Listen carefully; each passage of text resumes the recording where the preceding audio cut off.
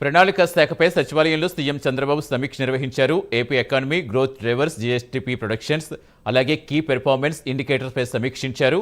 2024-25 ఆర్థిక సంవత్సరంలో జాతీయ స్థాయికి మించి ఏపీ తలసరి ఆదాయం పెరిగిందని అధికారులు వెల్లడించారు. 2024-25లో జాతీయ స్థాయిలో సరాసరి తలసరి ఆదాయం 8.7%గా ఉంటే ఏపీ 11.89% నమోదు చేసిందని తెలిపారు. వచ్చే ఏడాదికి తలసరి ఆదాయం, జీఎస్డీపీ, రాష్ట్ర ఆదాయాలు ఎలా పెరుగుతాయనే అంశంపై అంచనాలు రూపొందించాలని అధికారులకు సీఎం సూచించారు. రాష్ట్రం స్వయం సమృద్ధి సాధించాలంటే ఏం చేయాలనే దానిపై డేటా అనలిటిక్స్ చేయాలని సీఎం ఆదేశించారు. సేవల రంగం అభివృద్ధి జరిగేలా దృష్టి పెడితే ఆర్థిక సుస్థిరత సాధించగలమని తెలిపారు.